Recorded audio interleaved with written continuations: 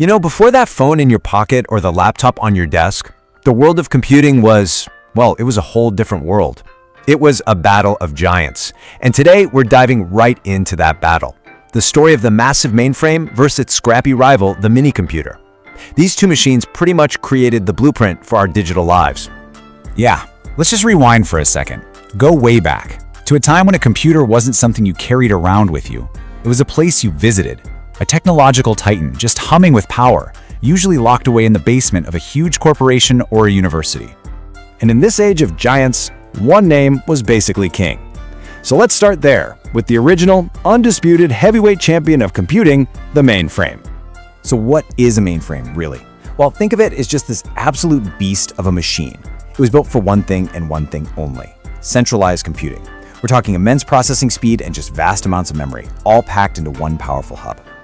And I'm not kidding when I say large. Forget about a desktop PC. A mainframe didn't just go in a room, it basically was the room. A total monster. But here's the crazy part. That massive size meant it could handle a massive scale. We're talking about a single one of these machines serving thousands, maybe even millions of people all at once through these connected terminals. Right, so this is why they were basically the very first servers. They were these multi-user, multitasking powerhouses. They became the backbone for entire industries. Think about banking or airline reservations, all that data being processed from one central spot. And yeah, it was IBM that really nailed this whole concept first. But here's the thing. Not every problem needs a solution that costs millions of dollars and takes up an entire room, right? A gap started to appear in the market. A need for something, well, smaller. And that was the perfect opening for a new contender to step into the ring. And that contender? The minicomputer. Its whole reason for being was to fill that exact gap. And it wasn't just about being physically smaller, it was a total revolution in who could get a computer. It scaled down the storage, sure, but the most important thing it scaled down, the price tag. So let's get some context here. We're talking 1969. A company called DEC, that's Digital Equipment Corporation, they developed this machine, the PDP-8. And its job was totally different from a mainframe's. It wasn't some far-off server. No, this thing was designed to be a workstation, a hands-on tool for a smaller team.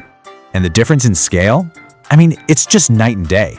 A minicomputer could handle maybe 200 users at the same time. Now, that sounds like nothing compared to the mainframe's millions, I get it, but for a ton of businesses or university labs, 200 was the absolute sweet spot. And that really points to what made them so special, this idea of distributed processing. The whole philosophy was pretty simple, really. Instead of sending every single task to one giant central brain, why not spread the work out over a few smaller, dedicated machines? This was a total game changer, especially for stuff like real-time data processing. All right, so we've got our players, the established giant and the scrappy new contender. Let's put them side by side. The tale of the tape. How do they really stack up? Before we get into the nitty-gritty numbers, just think about their core ideas. The mainframe, that's your centralized powerhouse. One single point of massive power, but also massive cost. The minicomputer, on the other hand, was the distributed workhorse, cheaper, smaller, and built for more specific jobs. And when you look at the raw specs, it tells the exact same story. Look at the difference in every single category. From room-sized to mid-sized, millions of users down to just a couple hundred. But really pay attention to the cost and speed. The mainframe, yeah, it had more horsepower. But the minicomputer, it gave you incredible bang for your buck. So when we talk about pure processing speed, we measure it in MIPS, that's millions of instructions per second. And yeah, in this arena, the mainframe was just in a whole other league, more than 3 times faster. But here's the thing, while the giant was faster, the workhorse was proving to be fast enough. And that made all the difference for a whole new wave of users. Okay, so mainframes bigger and faster, minicomputers smaller and cheaper. Got it. But why should you care?